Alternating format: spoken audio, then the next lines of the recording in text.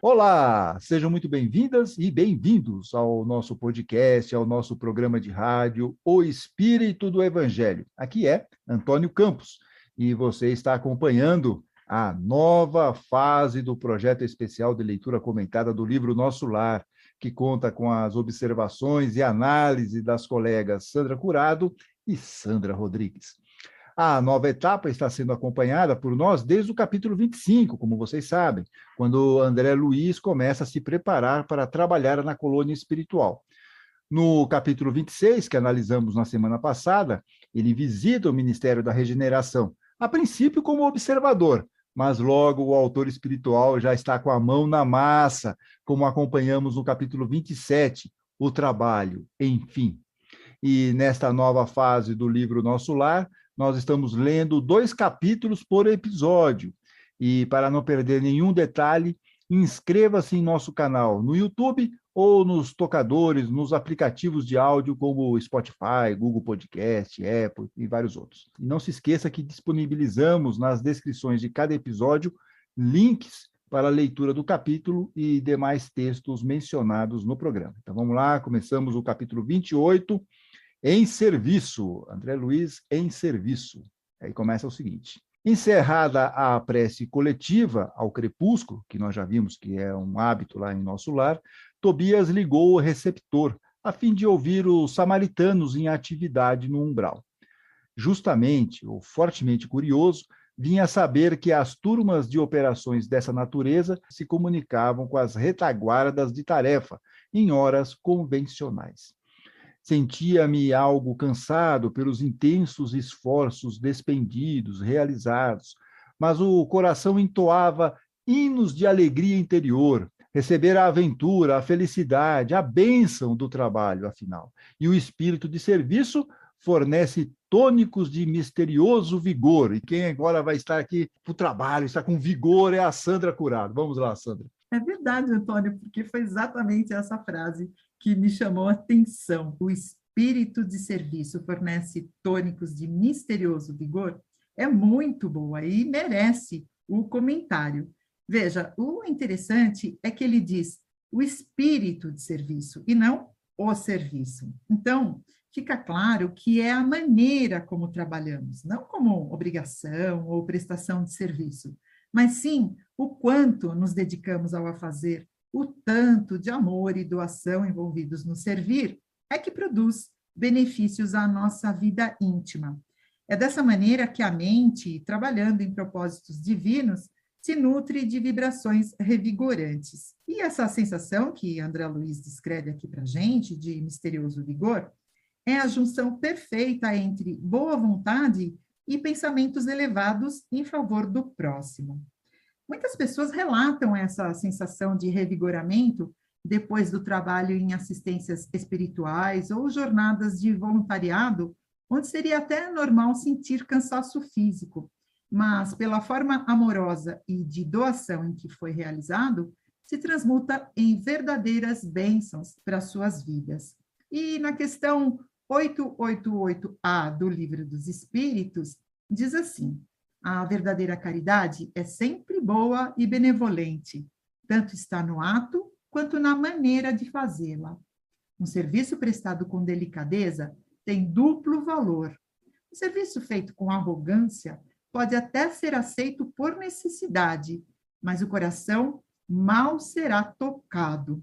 E aí não vai valer a pena, né? Porque para sentir essa sensação prazerosa que André Luiz nos relata, somente com espírito de fraternidade será possível alcançar. Sim, é isso mesmo. Bom, voltamos aqui para o livro. Estabelecido o contato elétrico, o pequenino aparelho, diz André Luiz, sob meus olhos, começou a transmitir o recado, depois de alguns minutos de espera. Então, agora nós vamos ouvir o locutor lá desse aparelhinho. Samaritanos ao Ministério da Regeneração. Samaritanos ao Ministério da Regeneração. Muito trabalho nos abismos da sombra. Foi possível deslocar grande multidão de infelizes, sequestrando as trevas espirituais 29 irmãos, 22 em desequilíbrio mental e 7 em completa inanição, ou seja, estavam lá em debilidade psíquica. Nossas turmas estão organizando o transporte. Chegaremos alguns minutos depois da meia-noite. Pedimos providenciar. Notando que Narciso e Tobias se entreolhavam, fundamente admirados, tão logo silenciou a estranha voz, não pude conter a pergunta que me desbordava dos lábios. Como assim? Por que esse transporte em massa? Não são todos espíritos? Tobias sorriu e explicou. O irmão esquece que não chegou ao Ministério do Auxílio de outro modo. Realmente, ele foi amparado, tem uma maca, inclusive, vocês lembram lá nos primeiros capítulos. Né? Conheço o episódio de sua vinda. É preciso recordar sempre que a natureza não dá saltos e que na Terra ou nos círculos do umbral estamos revestidos de fluidos pesadíssimos. São aves e têm asas, tanto o avestruz como a andorinha. Entretanto, o primeiro apenas subirá às alturas se transportado, enquanto a segunda corta célere, rapidamente, as vastas regiões do céu. E deixando perceber que o momento não comportava divagações, ou seja, estavam fugindo do assunto principal, dirigiu-se a Narcisa ponderando. É muito grande a leva desta noite. Precisamos tomar providências imediatas. Serão necessários muitos leitos, murmurou a serva algo pesarosa, ela estava lá preocupada. Não se aflija, respondeu Tobias, resoluto. Alojaremos os perturbados no pavilhão 7 e os enfraquecidos na câmara 33. Em seguida, levou à destra a mão direita à fronte, como a ponderar algo muito sério, e exclamou: resolveremos facilmente a questão da hospitalidade. O mesmo, porém, não se dará no concernente, ou seja, o que se refere à assistência. Nossos auxiliares mais fortes foram requisitados para garantir os serviços da comunicação nas esferas da crosta, em vista das nuvens de treva que ora envolve o mundo dos encarnados. Precisamos de pessoal de serviço noturno, porquanto os operários em função com os samaritanos chegarão extremamente fatigados, cansados, exaustos. Mas quem não está cansada é a Sandra Curado, que vai voltar para um segundo comentário. Vamos lá, Sandra. Vamos sim, Antônio. Olha, aqui nós vemos Tobias e Narcisa num momento de emergência, né, onde eles precisam tomar decisões para solucionar o problema da chegada de tantos espíritos com necessidades especiais. E Tobias chama a atenção para o desfalque de espíritos auxiliares, visto que muitos deles foram enviados à esfera terrestre, onde, nesse momento, acontece a Segunda Guerra Mundial, como já vimos ali no capítulo 24. Mas aqui nessa situação, nós vemos que Tobias e Narcisa, apesar de serem ambos competentes para as tarefas que se apresentam, cada um demonstra uma reação diferente diante do desafio. Narcisa se mostra pesarosa e aflita, e Tobias, como nos disse André Luiz, mostra-se resoluto, age seguro e decidido, e isso mostra o controle emocional de cada um, e que faz muita diferença na hora de tomar uma atitude.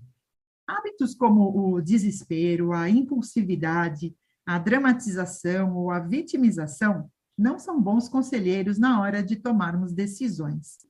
É imprescindível manter o controle emocional antes de agir, mantendo a calma e a conexão com o plano maior, porque assim seremos intuídos a agir no bem e em equilíbrio.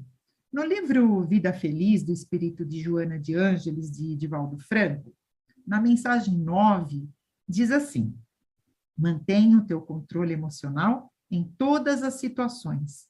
Sistema nervoso alterado, vida em desalinho. Se as dificuldades ameaçarem o teu equilíbrio, utiliza-te da oração. A prece é medicamento eficaz para todas as doenças da alma. Antônio, a prece é sempre a melhor conselheira, né? Sim, e o André Luiz já deu essas demonstrações que ele está cada vez mais ligado a essa questão da prece e ao serviço, porque ele viu aqui que está tendo uma questão, puxa, não tem trabalhador. Vamos ver se ele vai aproveitar essa oportunidade seguindo aí os conselhos da dona Laura. Vamos lá. Então, o André Luiz fala o seguinte: ofereço-me com prazer para o que possa aproveitar, exclamei espontaneamente. Então, ele está aproveitando. Surgiu a oportunidade, ele está lá para trabalhar. Tobias endereçou-me um olhar de profunda simpatia, misturada de gratidão, fazendo-me experimentar cariciosa alegria íntima. Mas está resolvido a permanecer nas câmaras durante a noite? Perguntou admirado. Outros não fazem o mesmo? Indaguei por minha vez. Sinto-me disposto e forte, preciso recuperar o tempo perdido. Abraçou-me o generoso amigo, acrescentando: Pois bem, aceito confiante a colaboração. Narcisa e os demais companheiros ficarão também de guarda. Além do mais, mandarei Venâncio e Salústio, 2 irmãos de minha confiança. Não posso permanecer aqui de plantão noturno em vista de compromissos anteriores. No entanto, caso necessário, você ou algum dos nossos me comunicará qualquer ocorrência de maior gravidade. Traçarei o plano dos trabalhos, facilitando quanto possível a execução. E descortinou-se campo enorme de providências, enquanto os 5 servidores operavam em companhia de Narcisa, preparando roupa adequada e petrechos de enfermagem. Eu e Tobias movíamos pesado material no pavilhão 7 e na câmara 33. Não poderia explicar o que se passava comigo. Apesar da fadiga dos braços, experimentava júbilo inexcedível, enorme alegria no coração. Na oficina, onde a maioria procura o trabalho, entendendo-lhe o sublime valor, servir constitui alegria suprema. Não pensava francamente na compensação dos bônus hora, nas recompensas imediatas que me pudessem advir, ou seja, resultar desse esforço. Contudo, minha satisfação era profunda, reconhecendo que poderia comparecer feliz e honrado perante minha mãe e os benfeitores que havia encontrado no Ministério do Auxílio. E quem vai comparecer agora feliz é a Sandra Rodrigues. É, sempre feliz. É tão legal esse sentimento do André Luiz aqui, né? Servir pelo prazer de servir, pelo desejo de ser útil, sem pensar nas recompensas. E esse é o verdadeiro espírito de serviço, aquele que Jesus espera de nós. No Evangelho segundo o Espiritismo, capítulo 20, item 5, o Espírito da Verdade diz: Felizes serão os que tiverem trabalhado no campo do Senhor com desinteresse e sem outro objetivo senão a caridade. Seus dias de trabalho serão pagos 100 vezes mais do que tiverem esperado. As recompensas celestes são para os que não tenham buscado as recompensas da terra. E no Livro dos Espíritos, na resposta da questão 897b, nós também somos alertados sobre a importância de evoluirmos pela caridade desinteressada, que devemos agir no bem de forma natural, e não de forma premeditada para se obter alguma recompensa, e que isso seria uma demonstração clara de egoísmo. E para nós aqui da Terra não é muito fácil pensar assim, não é? Vivemos num mundo do toma lá da cá, onde a maioria das pessoas tem uma segunda intenção. E até quando a gente faz alguma coisa de graça, de coração aberto, sem pedir nada em troca, os outros ficam desconfiados. O que será que ela está querendo? Esse nosso mundo é muito esquisito mesmo, né? O que deveria ser o normal é visto com estranheza e desconfiança. Muito bem, ouvimos aí o comentário da Sandra Rodrigues. Voltamos aqui ao livro, todas as providências foram tomadas, então agora o Tobias vai embora. O André Luiz fala o seguinte: ao despedir-se, Tobias voltou a abraçar-me e falou: desejo a vocês muita paz de Jesus, boa noite e serviço útil. Amanhã, às 8 horas, você poderá descansar. O máximo de trabalho cada dia é de 12 horas, mas estamos em circunstâncias especiais. Respondi que as determinações me enchiam de sincero contentamento. A sós com um grande número de enfermeiros, passei a interessar-me pelos doentes, com mais carinho. Dentre as figuras de auxiliares presentes, impressionou-me a bondade espontânea de Narcisa, que atendia a todos maternalmente. Atraído pela sua generosidade, busquei aproximar-me com interesse. Não foi difícil alcançar o prazer de sua conversação carinhosa e simples. A velhinha amável semelhava-se a um livro sublime de bondade e sabedoria.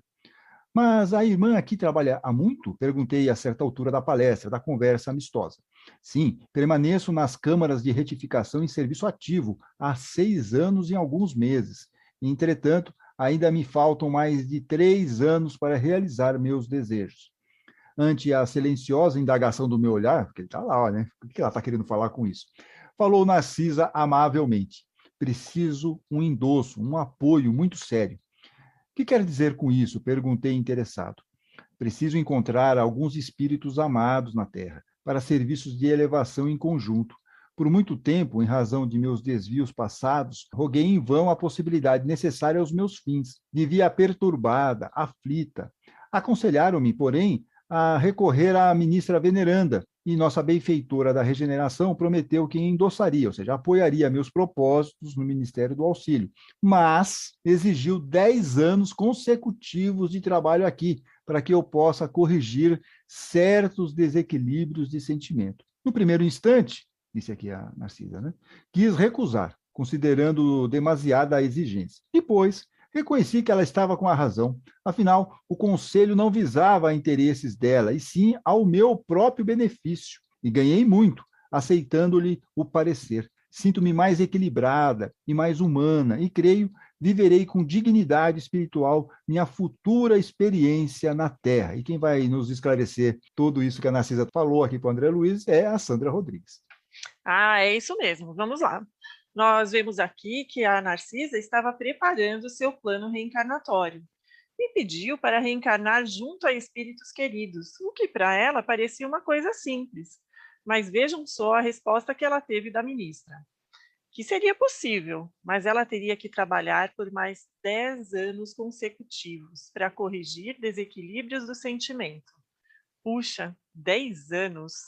No primeiro momento, ela achou muito tempo, mas acabou concordando. E durante o trabalho, o convívio com aqueles necessitados, ela compreendeu que mais que um bem que ela pudesse estar fazendo, um serviço que ela pudesse estar prestando, aquele tempo era para ela mesma, para ela desenvolver e amadurecer o seu espírito. E daí, pensando na nossa vida, a gente consegue compreender que tem um propósito maior para tudo. Às vezes ficamos angustiados com o tempo, que as coisas não acontecem como a gente gostaria. E mais tarde, quando estamos mais amadurecidos, vamos entender que aquele tempo era necessário para o nosso crescimento, para a nossa evolução. E um detalhe importante, ela não passou esses 10 anos sentada, vendo o tempo passar. Ela passou trabalhando, sendo útil, com humildade e sem se revoltar ou reclamar. Então, aí, mais uma dica deles de como nós devemos agir nos nossos tempos de espera. Sim, e aliás, muito bom você falar isso, porque a ministra veneranda, e nós vamos ver nos capítulos daqui para frente, nós vamos descobrir que a ministra veneranda é recordista de bônus hora no nosso lar, vai ganhar até um prêmio, nós vamos ver, acho que é capítulo 32, se eu não me engano, então veja como é essa questão do trabalho é muito importante. Bem, então vamos agora para o encerramento, né, do capítulo 28, André Luiz diz o seguinte aqui, ia manifestar profunda admiração, depois de toda aquela conversa que a Narcisa falou para ele, né, deu todas aquelas explicações, mas um dos enfermos próximos gritou, Narcisa, Narcisa!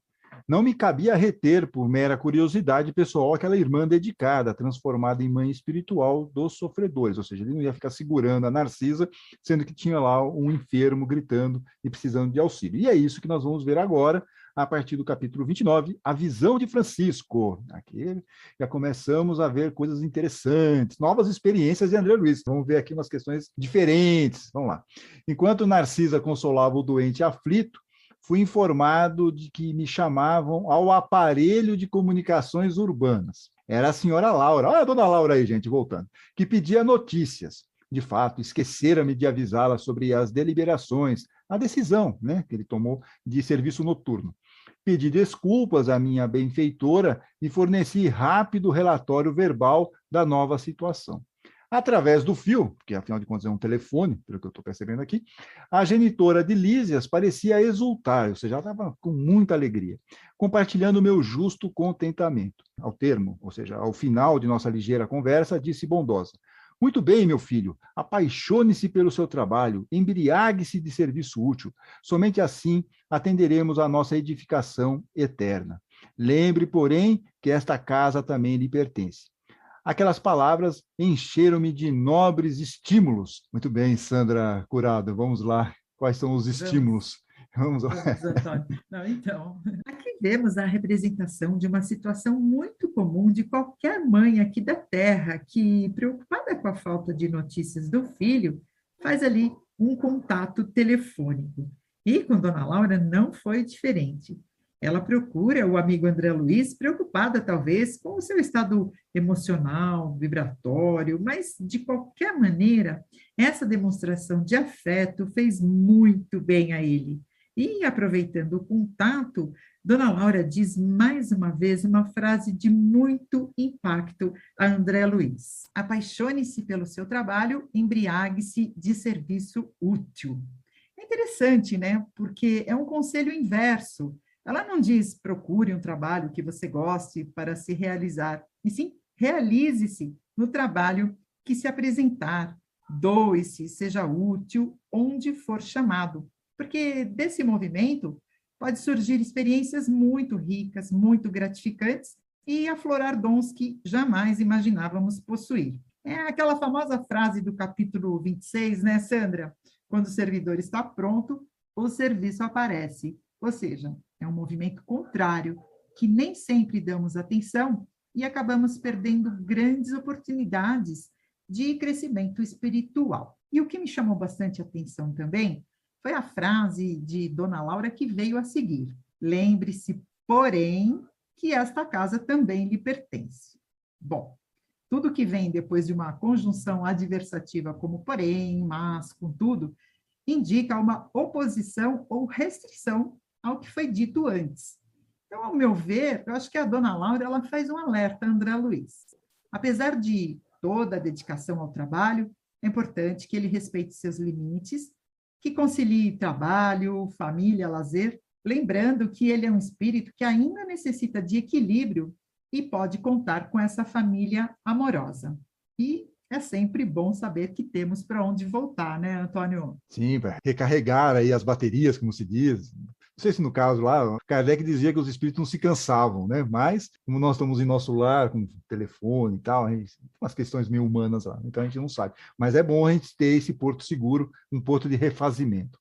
Voltando aqui, então, depois que o André Luiz conversou com a Dona Laura, ele diz o seguinte: regressando ao contato direto com os enfermos, notei Narcisa lutar heroicamente por acalmar um rapaz que revelava singulares distúrbios. Procurei ajudá-la. O pobrezinho, de olhos perdidos no espaço, gritava espantadiço, ou seja, assustado. Acuda-me, ou seja, ajuda-me, por amor de Deus, tenho medo, medo. E olhar esgazeado, agitado, dos que experimentam profundas sensações de pavor acentuava. Irmã Narcisa, lá vem ele, o monstro, sinto os vermes novamente. Ele, livre-me dele. Irmã, não quero, não quero. Calma, Francisco, pedia a companheira dos infortunados. Você vai libertar-se, ganhar muita serenidade e alegria, mas depende do seu esforço. Faça de conta que a sua mente é uma esponja embebida em vinagre. É necessário expelir a substância azeda. Ajudá-lo-ei a fazê-lo, mas o trabalho mais intenso cabe a você mesmo. Sandra Rodrigues. Pois é. Nossa, né, Antônio? Mais uma vez, um capítulo muito rico, cheio de ensinamentos. Nós vemos esse espírito Francisco em desequilíbrio, perdido, com medo.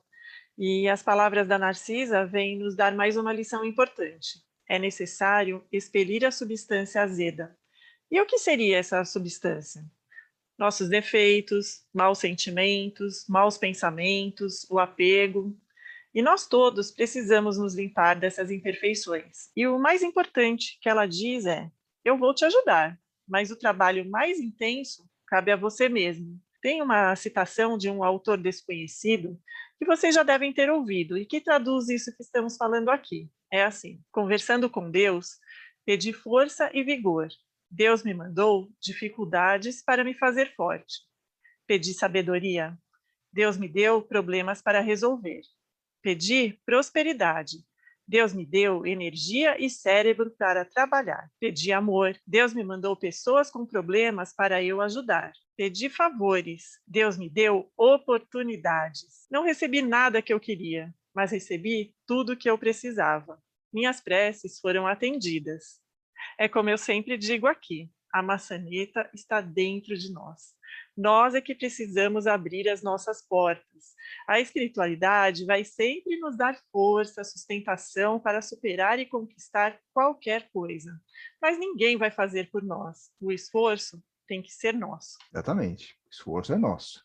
Você pode até ajudar, mas nós temos que fazer a nossa parte. Bom, depois de toda a conversa que a Narcisa teve lá com aquele enfermo, André Luiz, então, volta falando o seguinte: O doente mostrava boa vontade, acalmava-se enquanto ouvia os conceitos carinhosos, mas volvia, ou seja, retornava à mesma palidez de antes, prorrompendo, ou seja, iniciando com ímpeto em novas exclamações. Mas, irmã, repare bem, ele não me deixa, já voltou a atormentar-me, veja, veja. Estou vendo, Francisco, respondia ela, acordada, gentil, mas é indispensável que você me ajude a expulsá-lo. Este fantasma diabólico, acrescentava a chorar como criança, provocando compaixão. Confie em Jesus e esqueça o monstro, dizia a irmã dos infelizes piedosamente. Vamos ao passe. O fantasma fugirá de nós. E aplicou-lhe fluidos salutares e reconfortantes que Francisco agradeceu, manifestando imensa alegria no olhar. Agora, disse ele, fim da operação magnética, estou mais tranquilo. Narcisa ajeitou-lhe os travesseiros, mandou que uma serva lhe trouxesse água magnetizada. Aquela exemplificação da enfermeira edificava-me, ou seja, instruía. O bem, como o mal em toda parte, estabelece misterioso contágio. Sandra Rodrigues. É isso aí, vamos falar sobre o que eles chamam aqui de aplicação de fluidos salutares, operação magnética, e que nós espíritas bem conhecemos como os passes. Segundo o site da Federação Espírita Brasileira, o passe é usualmente transmitido pelas mãos, mas também pode ser feito pelo olhar, pelo sopro ou à distância, por intermédio das irradiações mentais. No Livro dos Médiuns, no capítulo 23, item 251, Kardec diz que, às vezes, o que falta ao assistido é força fluídica suficiente. E, nesse caso, a ação magnética de um bom magnetizador lhe pode ser de grande proveito. E foi o que nós vimos aqui no caso do Francisco. Nós sabemos que o passe é um socorro fluídico muito bom, que ajuda a reequilibrar a parte orgânica, psíquica e perispiritual. Ajuda a aliviar dores e sensações desagradáveis, mas que o resultado depende também da receptividade do assistido, ou seja, a pessoa precisa querer e estar aberta para receber esses fluidos. E falando em passes, eu gostaria de citar Edgar Armon, que foi por quase 30 anos secretário-geral da Federação Espírita do Estado de São Paulo, autor de diversos livros sobre os passes e responsável pela padronização dos passes nas casas espíritas. E quem quiser saber um pouquinho mais sobre ele, pode ouvir os podcasts 28 e 29 aqui no canal O Espírito do Evangelho. Bem interessantes para conhecer a sua história e o seu trabalho no Espiritismo. Só mais uma coisinha que eu quero destacar é que eles falam que o bem e o mal são contagiantes. E é verdade, né? Quando estamos perto de pessoas que têm os fluidos mais pesados, parece que ficamos mais tensos e pesados também. Da mesma forma que nos sentimos muito bem quando estamos próximos a pessoas alegres, otimistas, dedicadas ao bem. De alguma forma, somos contagiados por elas também. Muito bem, é verdade. O Edgar Armon padronizou os passes, e principalmente aqui no estado de São Paulo, né? Foi um trabalho importante, e também ele criou a maneira como as casas espíritas iriam trabalhar no atendimento à população, ao público, que também era, cada uma tinha lá uma maneira de fazer o atendimento. Bom, o André Luiz acompanhou todo aquele tratamento da Narcisa, e óbvio, ele está observando, ele está querendo aprender, ele está querendo entender o que está acontecendo. Então, ele fala o seguinte: observando-me o sincero desejo de aprender, Narcisa aproximou-se mais, mostrando-se disposta a iniciar-me nos sublimes segredos do serviço. A quem se refere o doente? Indaguei impressionado. Está, porventura, assediado, perseguido por alguma sombra invisível ao meu olhar? A velha servidora das câmaras de retificação sorriu carinhosamente e falou: trata-se do seu próprio cadáver. Olha só, hein, gente? Trata-se do seu próprio cadáver. O que diz? Tornei espantado. O pobrezinho era excessivamente apegado ao corpo físico e veio para a esfera espiritual após um desastre oriundo provocado de pura imprudência. Esteve durante muitos dias ao lado dos despojos, em pleno sepulcro, sem se conformar com situação diversa, com aquela situação, né, do corpo da morte. Queria firmemente levantar o corpo hirto, duro, tal o império da ilusão em que vivera, e nesse triste esforço gastou muito tempo. Amedrontava-se com a ideia de enfrentar o desconhecido, e não conseguia acumular nem mesmo alguns átomos de desapego às sensações físicas. Voltamos com a Sandra Rodrigues. Momento impactante. Nossa, esse. muito, muito tenso e um pouco assustador, né? Descobrimos aqui que o monstro que Francisco via era o próprio cadáver. Segundo a Narcisa, ele morreu em um acidente e não aceitou a morte. Tentava levantar o corpo e ficou tanto tempo nessa angústia que viu o corpo começar a se decompor. Allan Kardec, no seu comentário após a questão 155 do Livro dos Espíritos, explica que no desencarne, a separação entre o corpo físico e o perispírito não se dá subitamente. É um processo gradual, com uma lentidão que varia de indivíduo para indivíduo. Para alguns, é muito rápido e chega a coincidir com o momento da morte. E noutros, cuja vida foi toda material e sensual, é muito mais demorado, podendo durar dias, semanas e até meses. E Kardec continua dizendo que as atividades intelectuais e morais, junto com o pensamento elevado, operam um começo de desprendimento, mesmo quando o espírito ainda está encarnado. Olha que interessante, né? Eu sei que é um pouco estranho e desconfortável para nós saber sobre essa situação que o Francisco passou, mas, ao mesmo tempo, nos dá a oportunidade de começar esse desapego desde já para evitar o sofrimento.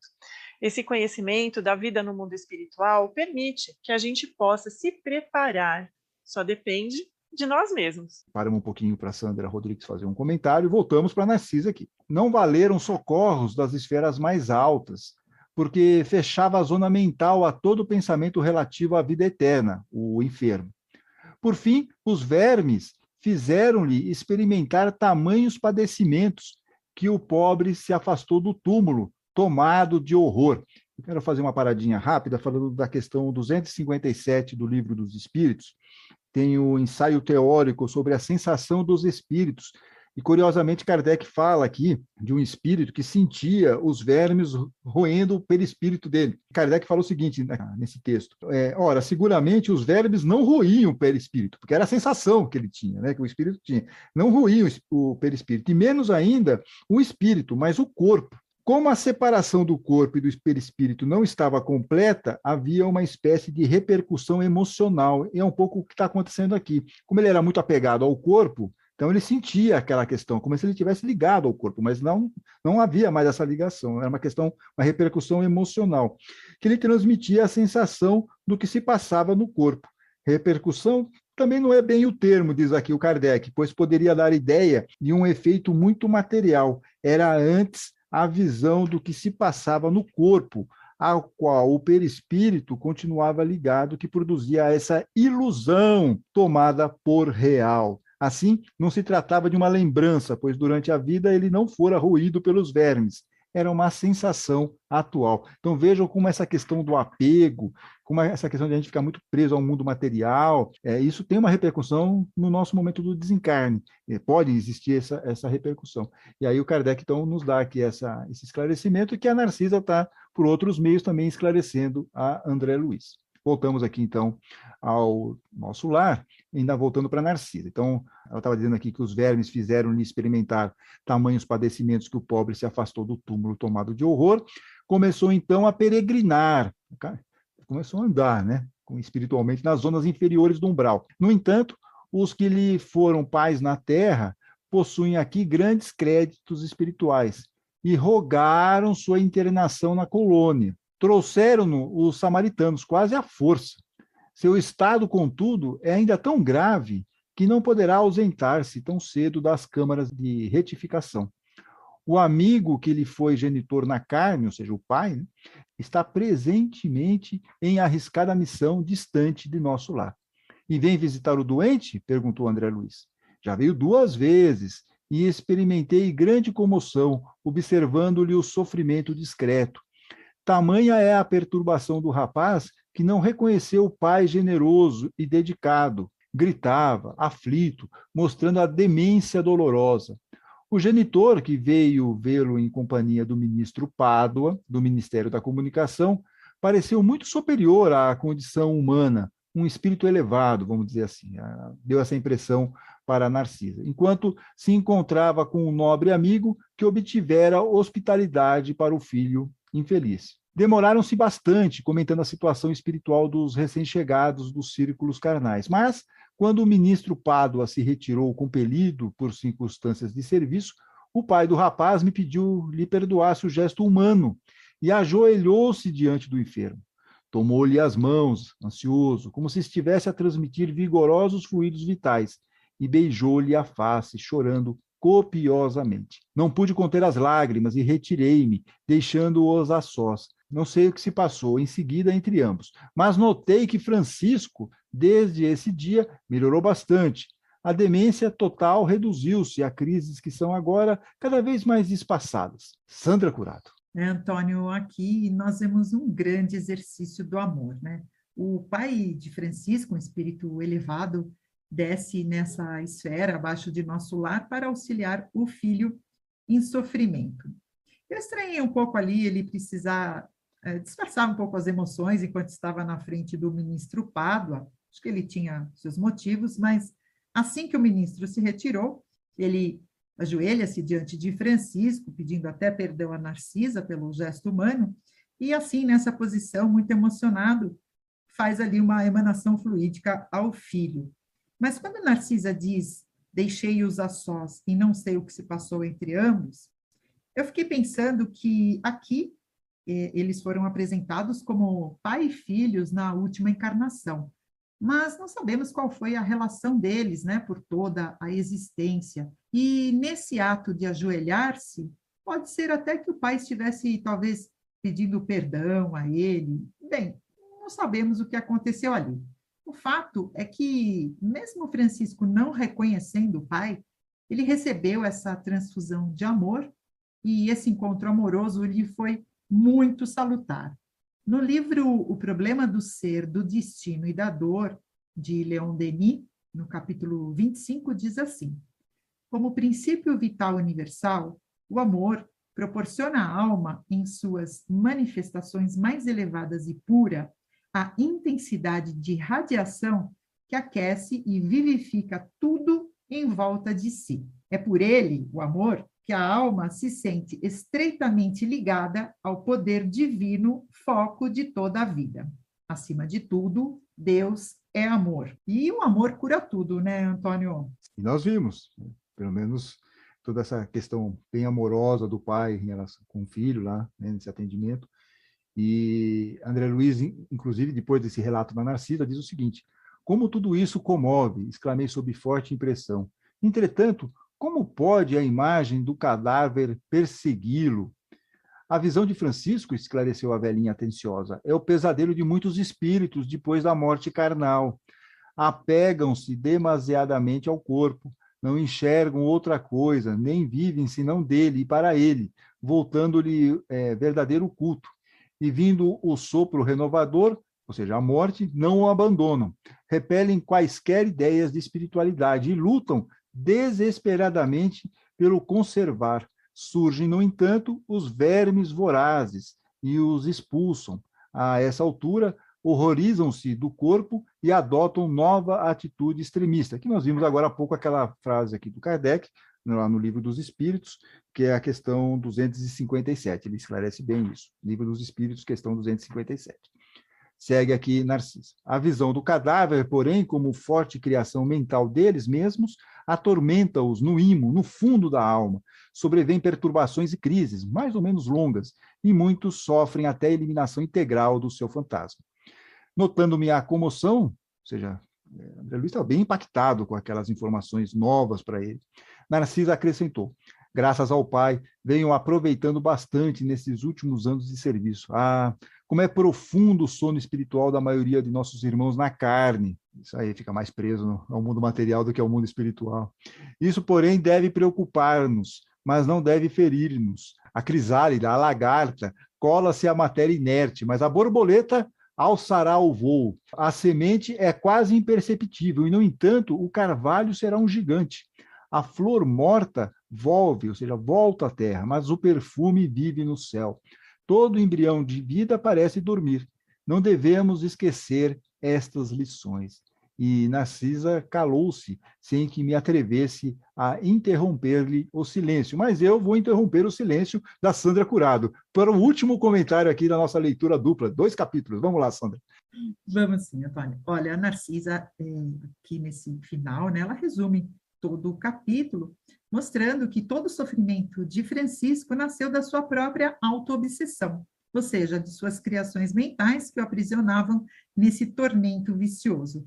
Ela chama de sono espiritual todo esse apego à matéria e, no caso aqui, ao corpo físico. Depois ela faz essas 3 comparações bastante figurativas, alusivas a isso.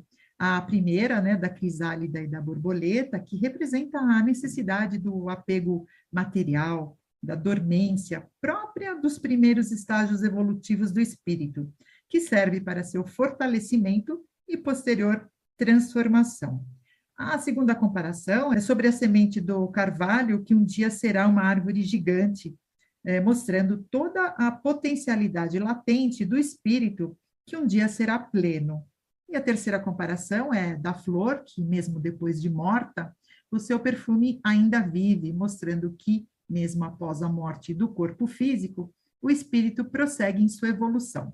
E voltando à frase que deu origem a essas comparações, onde Narcisa diz a André Luiz, devemos nos preocupar, mas não nos ferir, eu penso que a mensagem dela para ele é, apesar de termos o propósito de auxiliar e contribuir para que os irmãos em sofrimento possam despertar para o próprio progresso moral, o importante é respeitarmos a livre escolha do assistido e também o tempo necessário para o seu amadurecimento, porque nessa caminhada evolutiva, todos chegaremos lá.